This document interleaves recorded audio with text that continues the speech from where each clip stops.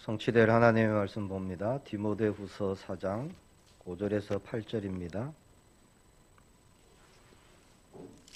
신약성경 디모데후서 4장 5절에서 8절까지 말씀입니다.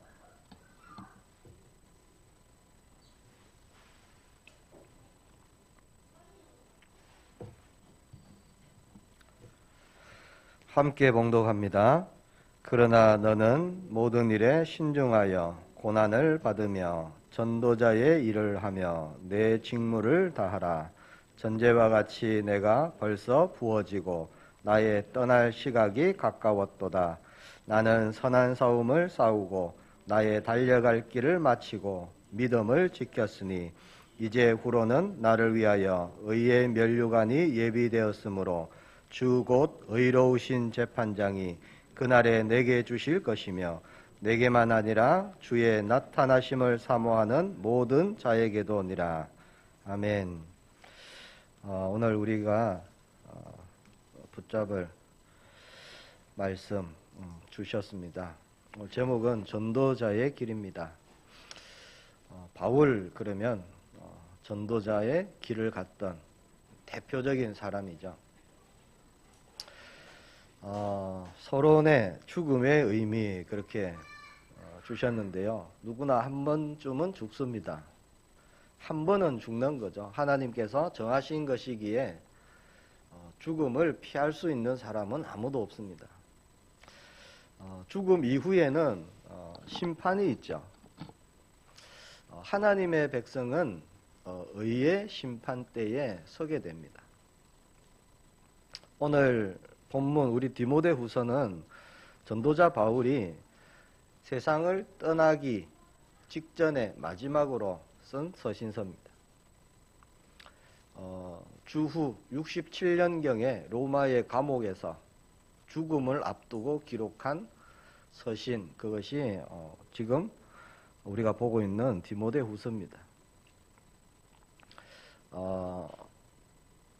하나님 자녀의 죽음은 어떤 의미인가 우리가 알고 있어야 되겠죠. 택함받고 구원받은 하나님의 백성인 저와 여러분에게 죽음은 뭘까요? 먼저 죽음은 떠나는 겁니다. 오늘 본문 6절에 보니까 전제와 같이 내가 벌써 부어지고 나의 떠날 시각이 가까웠도다. 그렇게 고백합니다. 죽음은 떠나는 거예요. 이 세상을 떠나는 것이고요. 육신을 벗어서 영혼이 떠나가는 겁니다. 오늘 6절에 사용된 떠남이라는 단어의 어원을 찾아봤습니다. 예전에 이스라엘 백성이 출애굽하고 광야길을 갔잖아요. 광야길을 갈 때 텐트, 천막, 장막이라고도 하죠. 이걸 들고 다녔어요. 그래서 구름 기둥이 멈추면 그곳에 장막을 치는 겁니다. 텐트를 치는 거죠. 그리고 거기에 머물다가 어느 날 구름 기둥이 다시 움직이기 시작하면 어떻게 합니까? 이동을 해야 돼요. 이동을. 그때 텐트를 묶고 있던 그 줄들이 있습니다. 밧줄들. 그것을 푸는 거예요. 그것을 풀 때 이 떠난다는 단어를 쓰는 겁니다. 또 배가 항구에 정박해 있을 때 이 밧줄로 묶어두잖아요. 배가 떠내려가지 않도록 움직이지 않도록 항구에 묶어둡니다. 그러다가 배가 다시 출항을 할 때 그 항구에 묶어두었던 밧줄을 풀게 되죠. 그 푼다는 뜻이 바로 떠난다라는 단어와 같은 단어예요.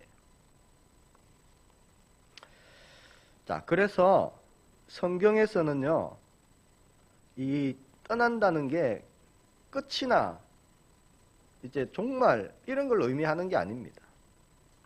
영어 성경에 보니까 디펄처 이렇게 되어 있어요. 이게 떠남, 출발, 사임, 그리고 벗어남 이런 뜻입니다. 그러니까 출발의 의미가 있는 거예요. 그래서 이 단어는 종말이 아닙니다. 새로운 출발을 의미하는 거예요. 즉 죽음은 새로운 여정의 출발인 겁니다. 세상은 죽음을 소멸이다, 없어진다, 이제 끝이다, 이제 망한다, 뭐 이런 의미로 얘기를 하고 전달을 하죠. 그러나 성경은요, 죽음이 결코 소멸이나 끝이 아니다, 새로운 시작이다, 그렇게 말씀합니다. 새로운 시작이기에 여기에 우리 택함받은 하나님의 자녀들의 소망이 있는 거죠. 독일에 본 회포라는 목사님이 있었습니다. 나치 운동을 반대하다가 감옥에 갇혔어요. 그래서 교수형을 당하게 됩니다. 교수형 당할 때 이 감방에서 나갈 때 그분이 하신 얘기가 있어요. 그때 많은 이제 동료 목사님도 계셨을 것이고 믿음의 사람들이 같이 갇혀 있었겠죠. 그분들에게 그렇게 얘기하고 갔습니다. 여러분, 이제 저의 새로운 여정을 시작합니다. 이것이 결코 저의 마지막이 아닙니다. 저는 새로운 여정을 위해서 출발합니다. 라고 나갔습니다. 그리고 교수형을 받으셨죠. 자, 성경이 말하는 죽음이 사실 그런 거예요. 떠나는 거예요. 그리고 두 번째, 죽음은 다시 만나는 겁니다. 죽음을 두려워하는 이유가 뭘까요? 세상 사람들은 아주 죽음을 두려워하죠. 가장 큰 이유는 죽고 나면 어찌 되는지 모른다는 거예요. 모르기 때문에 두렵죠. 알면은 그렇게 두려워하지 않을 겁니다. 근데 모르니까 굉장히 두려운 겁니다. 어떻게 될지 모르니까. 죽음을 두려워하는 이유가 몇 가지 있겠습니다만 또 이유 중에 하나가요, 사랑하는 사람과 이별한다는 거예요. 그래서 불신자들 장례식 가보셨죠? 계속 고골합니다. 아이고 아이고 아이고. 두렵기도 두렵고 이제 영원히 다시는 보지 못할 것이다. 그렇게 생각하니까 계속 우는 거예요. 자, 그러나 우리에게 있어서 죽음이 잠시 슬픔은 될 수 있겠죠. 그러나 그게 마지막이 아닙니다. 자, 우리에게는요, 다시 만남의 약속이 있기 때문에 그렇습니다. 이것이 전도자 바울의 확신이었어요. 그래서 빌립보서 1장 23절에 보니까 이렇게 바울이 고백합니다. 내가 그 둘 사이에 끼었으니 차라리 세상을 떠나서 그리스도와 함께 있는 것이 훨씬 더 좋은 일이라. 자, 바울이요, 빌립보서 1장 23절에 보니까 삶과 죽음 사이에 끼었다, 그렇게 말합니다. 여기 말씀에도 보니까 떠나서 그렇게 고백하고 있죠. 그래서 죽음은 끝이 아니라, 무덤에서 영원히 잠자는 것이 아니라 떠난다는 거예요. 자, 그리스도와 함께 있는 것이 훨씬 더 좋은 일이다. 죽으면, 내가 떠나면 그리스도와 함께 있을 것이다. 자, 새로운 만남을 말씀합니다. 예수님과 만나는 거죠. 자, 예수님을 만나고 예수님과 함께 한다는 것은, 자, 그 예수님을 소망했던 모든 사람들을 만난다는 거예요. 함께 하는 겁니다.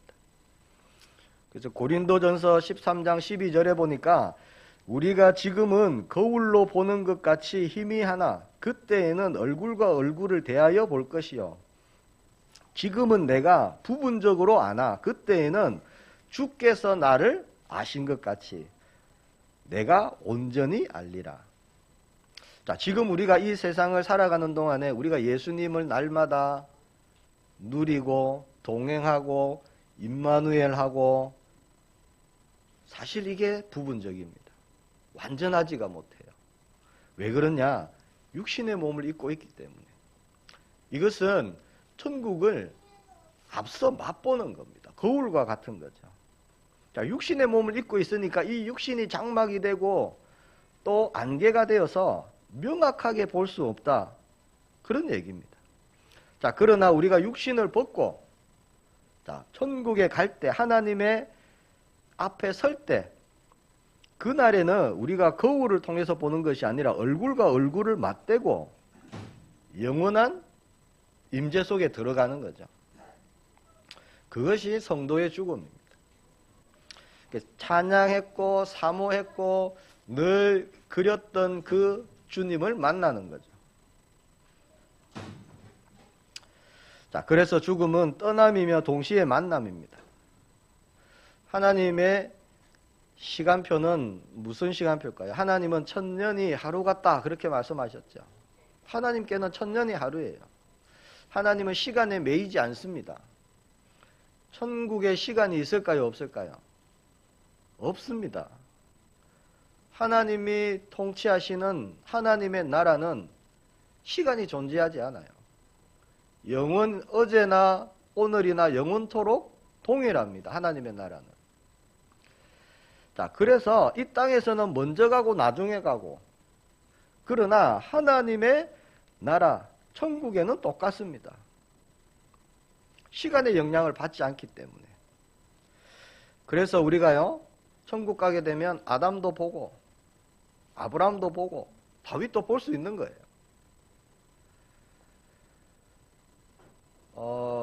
말씀을 빗대어서 생각해 보면요, 천년이 하루다. 그러면 만약에 제가 천국 가서 제 후대의 그 후대가 천국 오는 그 시간은 굉장히 짧은 겁니다. 몇백 년을 기다리는 게 아니에요. 왜? 천국은 시간이 개념이 없기 때문에. 천년 안에 일어나는 일이 순식간에 일어난다는 거예요. 자, 지금 바울의 심정이 그렇습니다. 지금 그 죽음을 기다리고 있는 거예요. 또 성도의 죽음은 뭐냐? 상급입니다. 오늘 본문 8절에 보니까 이제 후로는 나를 위하여 의의 면류관이 예비되었으므로 주 곧 의로우신 재판장이 그날에 내게 주실 것이며 내게만 아니라 주의 나타나심을 사모하는 모든 자에게도니라. 자, 의로우신 재판장. 전도자 바울이요, 굉장히 불의한 일을 많이 당했습니다. 억울한 일을 굉장히 많이 당했습니다. 불의한 정죄를 받았어요. 의로우신 하나님 앞에 나는 당당하게 설 것이다. 나를 위하여 의의 면류관이 예비되었다. 세상에서는 너무 많은 불의한 대접을 받았는데, 불의한 일을 당했는데 그것을 정당하게 판결해 주실 분이 있다. 그분이 바로 그리스도이시다 라고 고백하는 겁니다. 이것이 성도의 죽음입니다. 이 땅을 길면 얼마나 살까요? 100년. 더 살면 120년. 그리고는 떠나가는 겁니다. 그래서 여정이죠. 순례자의 길입니다. 자, 전도자 바울이 지금 감옥에서요, 죽음을 맞이하는 것이 사실 불공평한 일이죠. 복음 전하다가 갇혔어요. 그러나 소망이 있기에, 천국 소망이 있기에 흔들리지 않는 겁니다. 오늘 우리는 전도자 바울이 걸어갔던 그 길, 전도자의 길, 우리가 확인하고요, 언약으로 붙잡길 바랍니다. 분명한 것은 전도자 바울이 걸어갔던 그 길에 하나님께서 능력으로 붙드시고 역사하셨고, 하나님의 일들을 이루는 그런 정인의 길이었다는 겁니다. 본론입니다. 자, 전도자의 길이 뭘까요? 복음을 전하고 하나님의 나라를 선포하고 하나님의 나라를 확장하는 그런 전도자로 산다는 그 길은 어떤 길일까요? 자, 그 길이 사실 광야길입니다. 우리에게 주신 길이죠. 자, 하나님이 함께 하심을 놓치면 갈 수 없는 길입니다. 하나님의 역사가 없으면 불가능한 길. 그 길을 갔습니다. 그 길을 갈 때 여러 가지 일들을 만나겠죠. 육신적으로 힘든 일도 일어날 것이고요. 사탄의 유혹도 있을 것이고, 또 내가 살아있어서 불신앙할 때도 있을 겁니다. 자, 그 길을 걸어갔던 전도자 바울이 한마디로 고백합니다. 7절 말씀이죠. 나는 선한 싸움을 싸우고 나의 달려갈 길을 마치고 믿음을 지켰으니. 자, 첫 번째, 먼저 선한 싸움을 싸웠어요. 우리가 선한 싸움을 싸우기를 바랍니다. 자, 선한 싸움을 싸웠다는 것은 악한 싸움도 있다는 말이죠. 세상 싸움이 사실 악한 싸움입니다. 왜냐? 나 중심의 싸움이에요. 육신의 싸움입니다. 나를 위한 싸움입니다. 상대를 무너뜨려야 되는 거죠. 상해를 입히고 함정을 파고 비방하고 비열한 방법을 쓰고, 이게 세상의 싸움입니다. 자, 우리는 선한 목자 대신 그리스도를 증거하는 사람이죠. 자, 그래서 우리의 방법도 선해야 됩니다. 자, 악한 방법을 쓰면 그 자체가 악한 싸움이 되겠죠. 그리고 이미 패배한 겁니다. 자, 선한 싸움이 뭘까요? 오늘 본문에 나온 선한 싸움을 싸웠다.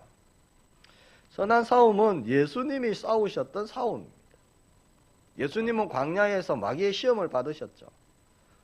어떻게 싸우셨습니까? 하나님의 말씀으로 대적했습니다. 자, 예수님의 싸움은 깨뜨리고 부수고 무너뜨리는 싸움이 아니었습니다. 십자가를 지는 것이었어요. 십자가를 지심으로 승리하셨습니다. 패배했느냐? 그게 아니에요. 완전한 승리를 이루셨죠. 자, 선한 싸움은 하나님의 뜻을 이루는 싸움입니다. 우리가 이 싸움, 저와 여러분의 있기를 축복합니다. 그러니까 내가 죽는 싸움이 선한 싸움의 시작입니다. 자, 7절 말씀, 거기 싸우고와 같은 단어가 쓰인 말씀들을 찾아봤습니다. 누가복음 13장 24절에 보니까 좁은 문으로 들어가기를 힘쓰라. 내가 너희에게 이르노니 들어가기를 구하여도 못하는 자가 많으리라. 여기 있어요. 힘쓰라는 단어가 싸우고 같은 단어예요. 그러니까 좁은 문으로 들어가는 것을 힘쓰는 것, 이게 선한 싸움입니다. 골로새서 1장 29절에 보니까 이를 위하여 나도 내 속에서 능력으로 역사하시는 이의 역사를 따라 힘을 다하여 수고하노라. 자, 선한 싸움은 하나님의 역사를 따라 힘을 다하여 수고하는 거예요. 그리고 디모데 전서 6장 12절 믿음의 선한 싸움을 싸워라. 영생을 취하라. 이를 위하여 네가 부르심을 받았고 많은 증인 앞에서 선한 증언을 하였도다. 그러니까 믿음의 선한 싸움을 싸워라. 즉 믿음으로 가는 거죠. 이게 선한 싸움입니다.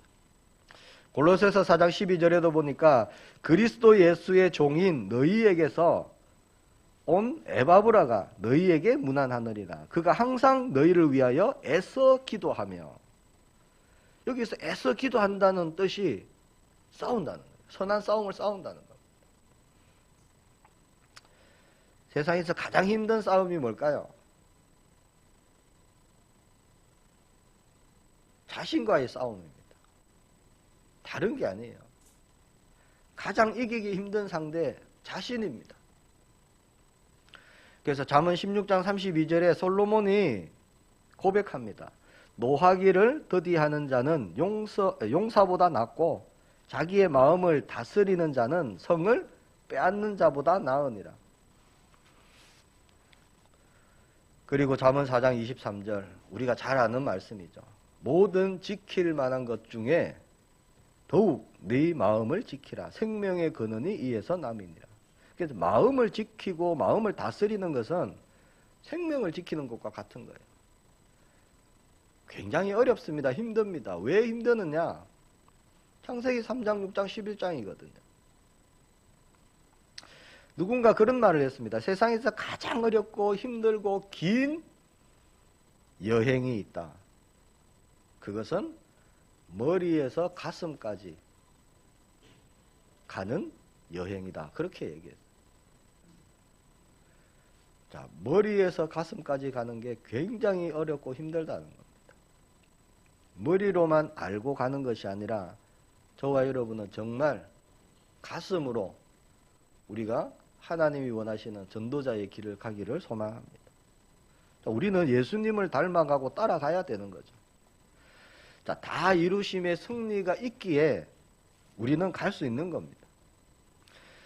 전도자 바울이 자신과의 싸움이 얼마나 힘들었던지 나는 날마다 죽는다. 그렇게 고백합니다. 그리고 그것이 나의 자랑이다 라고 고백하는 거죠. 자신과 싸워서 이기는 것이 진짜 승리입니다. 근데 이기는 방법을 우리에게 주셨어요. 말씀으로 주셨죠. 그게 갈라디아 2장 20절입니다. 십자가에 예수님과 함께 내가 못 박히는 겁니다. 그리고 이제 예수님으로 살아가는 것이죠. 이것이 전도자의 길인 줄 믿습니다. 우리의 힘, 우리의 능력이 아닙니다. 우리가 그리스도 안에 있기를 소망할 때, 그 안에서 행하기를 소망할 때 성령께서 역사해 주십니다. 자, 두 번째, 달려갈 길을 마쳤다. 그렇게 고백합니다. 자, 마쳤다는 것은 이루고자 하는 목표가 있었다는 거지요. 우리가 등산을 하면 산 꼭대기에 정상에 딱 올라가면 다 왔다 이렇게 고백하죠. 야호도 불러보고 도착했다는 겁니다. 마친 거죠. 산 밑에서부터 계속 정상을 향해 밟아온 겁니다. 자, 목표가 없으면 마침도 없어요. 그래서 다 마쳤는지 아직 못 마쳤는지 모르는 사람이 많습니다. 자, 하나님이 내게 주신 분명한 사명을 모르면 그렇습니다.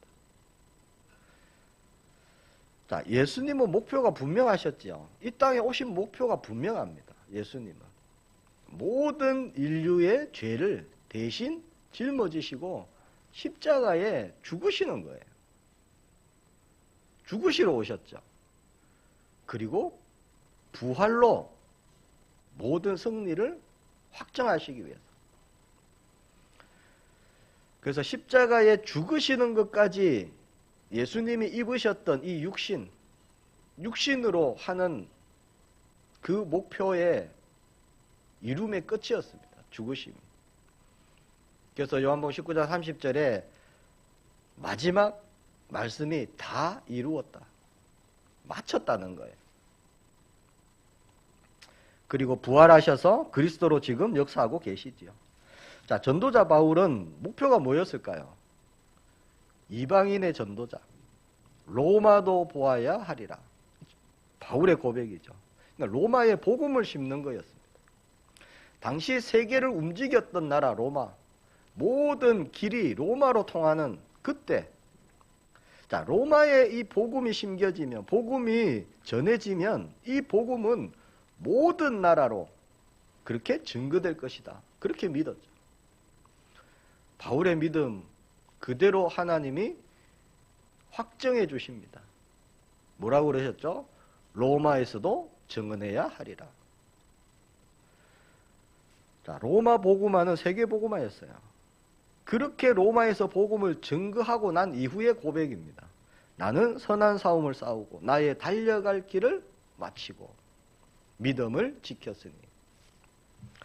자, 우리에게 주신 사명이 있습니다. 맡기신 일이 있어요. 원하시는 일이 있습니다.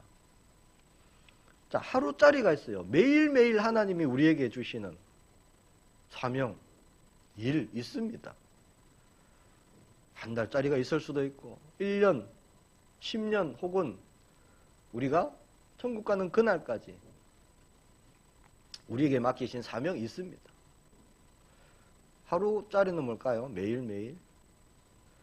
그게 다른 게 아니에요. 임마누엘 누리는 거죠. 복음 누리는 겁니다. 동행하는 겁니다. 기도로 하나님과 소통하고 교제하는 거예요.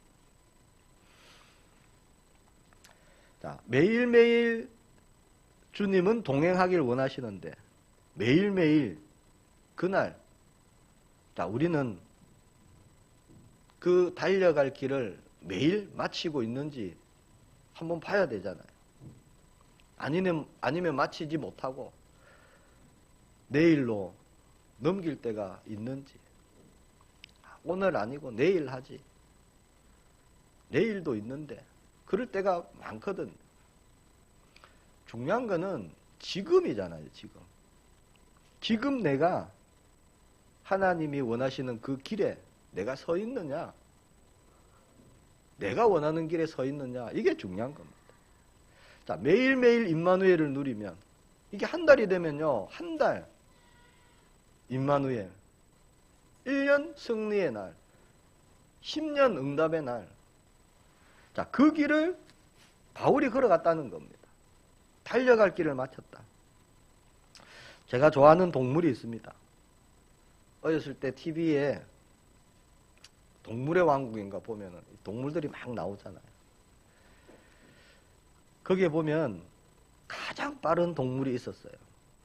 그 치타였습니다. 치타. 자, 치타가요, 먹이를 구하는 장면을 보셨나요? 이게 뭐 사슴이든지 영양이든지 한 무리가 모여 있으면 자세를 딱 엎드려 갖고요, 가만히 주시합니다. 계속 봐요. 정해질 때까지 목표가. 가만히 보고 있다가 한 목표를 딱 정합니다. 그리고는요, 그 목표를 향해서 전력 질주를 하는 거예요. 전력 질주. 치타가 시속 70km까지 나온다 그래요. 그 목표 하나를 딱 보고요, 달리기 시작합니다. 달리면 이 수십 마리의 이 영양들이요, 막 놀라서 흩어지잖아요. 달리다 보면은 이 놀라서 도망가던 영양이요, 방향을 잘못 잡고 달리고 있는 치타 옆에 올 수도 있어요. 워낙 이렇게 저렇게 하니까. 그런데 치타는요, 옆에 가까이 오는 영양 보지 않습니다. 처음에 봤던 그 목표, 그것만 쫓아가는 거예요. 그것만. 계속 그것만 쫓아가면은 어떻게 되느냐? 그 영양이 지쳐요. 지쳐서 힘 빠질 때까지 한 목표만 무조건 쫓아가는 겁니다. 자, 한마디로 뭐죠? 오직이에요. 지금 보니까. 다른 게 아니에요. 오직. 왜 그러느냐? 그래야 그걸 잡아먹을 수 있어요. 이놈을 조금 쫓다가 또 다른 먹이를 조금 쫓다가 그러면은 자기가 지치는 거예요. 치타는. 그래서 먹이를 구하지 못하는 겁니다. 그래서 목표물이 지쳐서 쓰러질 때까지 달립니다. 자, 그렇게 사냥에 성공하는 것, 그것이 어찌 보면 달려갈 길을 마치는 것이 아닌가 생각됩니다. 왜? 오직으로. 다른 게 필요 없다가 아니죠. 다른 것으로 안 되기 때문에. 저와 여러분은 이번 한 주간도 다른 것이 우리에게 필요한 게 아닙니다. 우리에게 예수 그리스도 한 분이면 충분합니다. 여기 기웃거리고 저기 기웃거리고 마칠 수가 없어요. 하나님의 일을 마칠 수가 없어요. 오늘 하나님이 내게 원하시는 것 이룰 수가 없습니다. 그리스도 안에서만 행하는 그런 한 주간 되시기를 축복합니다. 자, 세 번째 뭐라고 고백합니까? 믿음을 지켰다 그러죠. 자, 전도자 바울은 믿음 하나 지키려고요, 지금까지 어떤 길을 왔습니까? 우리가 알고 있습니다. 헐벗고 굶주리고 매맞고 죽을 위기에 놓이는 그 길을 걸어왔어요. 누가 뭐라 해도, 세상 모두 손가락질 해도, 상황이 어떻게 변화가 되어도, 나에게 손해보는 일이 일어난다 할지라도 믿음을 지키고, 자, 목숨까지 내어놓던 그 길을 걸어간 거예요. 그리고 지금 감옥에 갇혀 있습니다. 세상이 볼 때는 실패자로 보일 수 있겠지만 하나님 보실 때는 참 승리자입니다. 왜냐? 믿음을 지켰어요.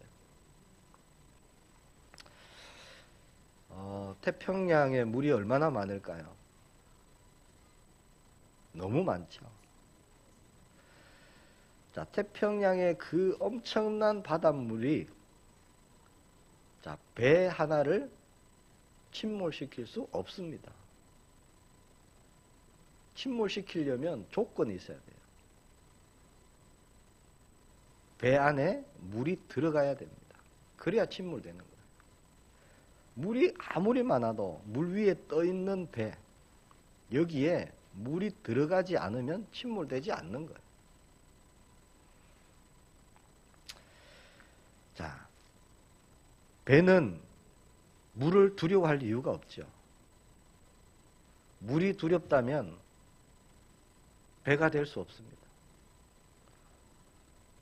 말이 어렵나요?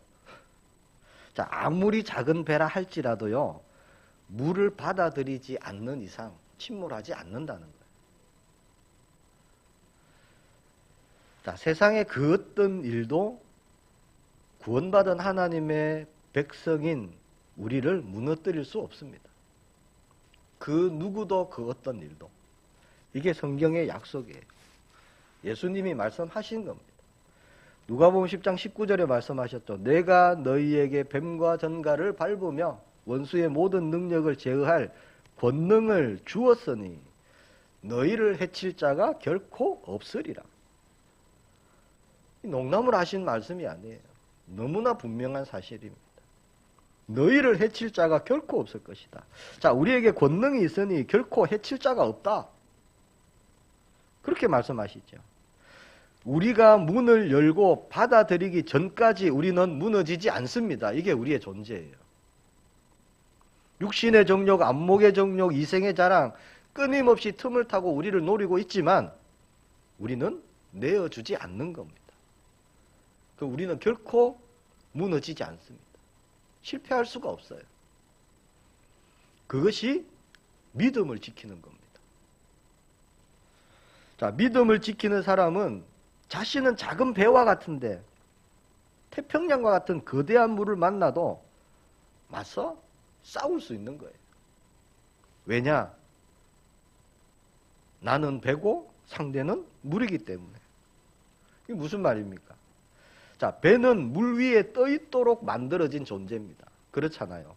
깔아앉도록 만들어진 존재가 아니에요. 자, 예수님께서 십자가에서 이루신 것이 그겁니다. 우리를 세상에서요, 이미 이긴 자로, 강한 자로, 승리자로 우리를 바꾸신 거예요. 그게 십자가 사건이잖아요. 우리는 세상에 정복당하고 두려움으로 살아가는 존재가 아닙니다. 우리 존재가 바뀌었어요. 우리는 세상을 두려워할 이유가 없습니다. 배가 물을 받아들이지 않는 이상 침몰하지 않는 거예요. 반드시 승리하는 겁니다.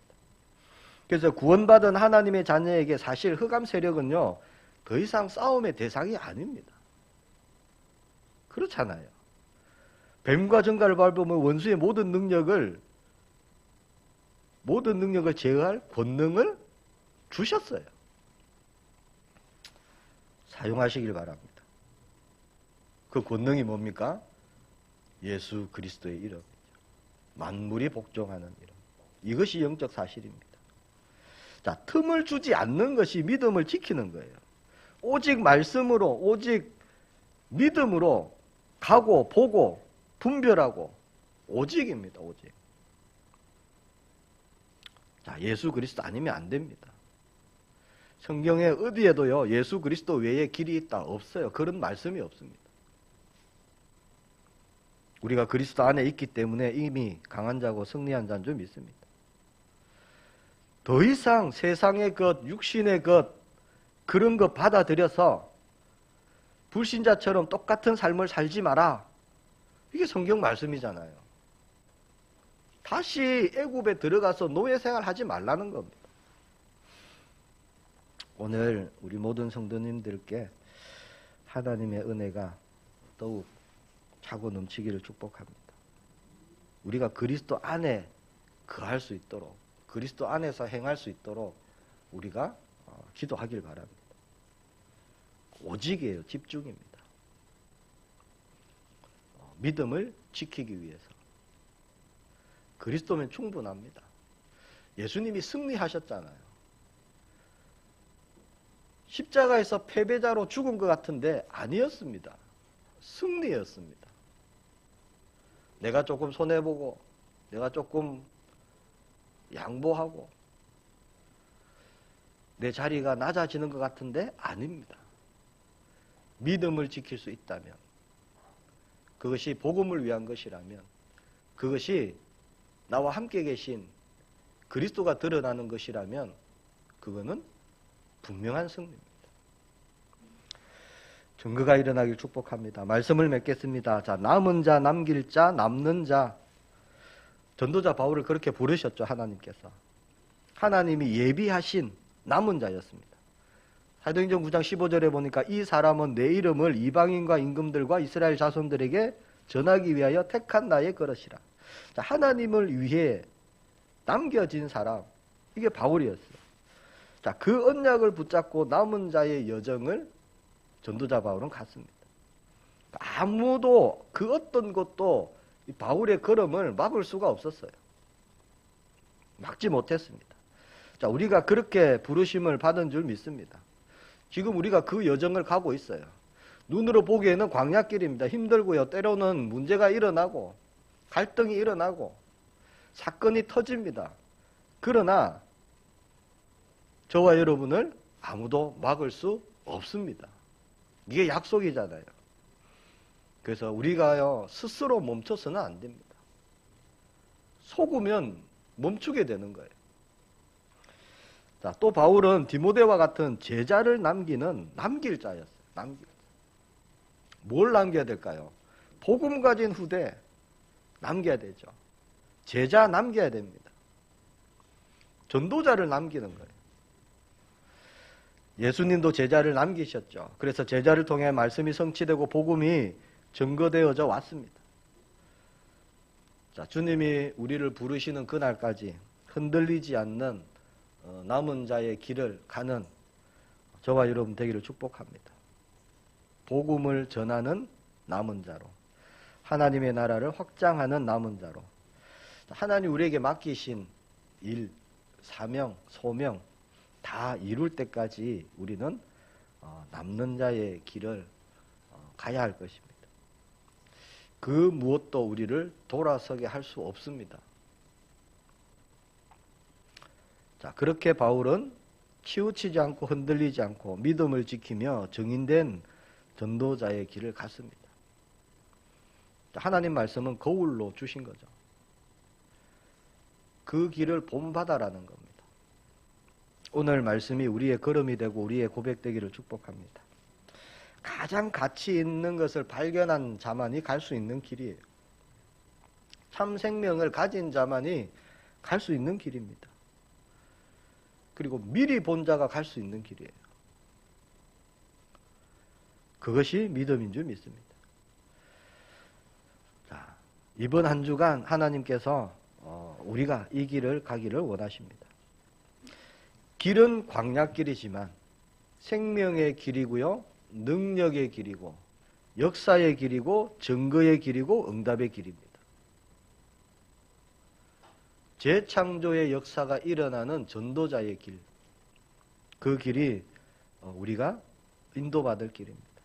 오늘 말씀을 나의 말씀으로 붙잡으시기 바랍니다. 머리에 담아두지 마시고 가슴으로 받으시길 바랍니다.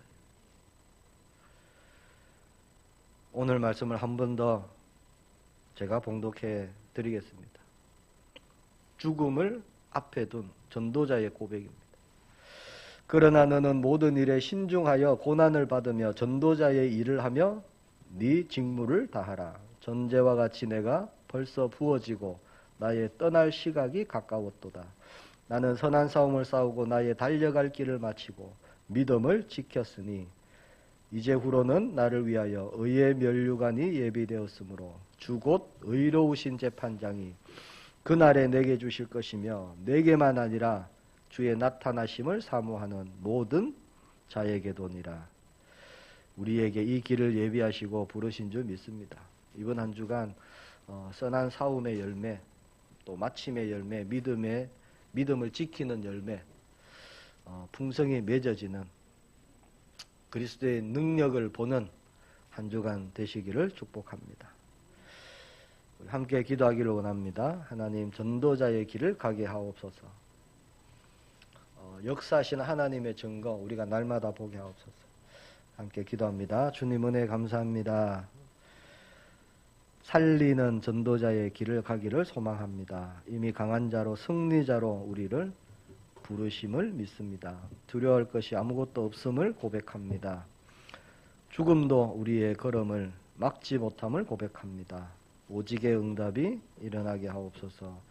약속하신 성령으로 충만케 하여 주옵소서. 나는 죽고 예수 그리스도로 사는, 나를 통해 살아나는 걸음이 되게 하옵소서. 주 예수 그리스도 이름으로 기도합니다. 아멘. 620장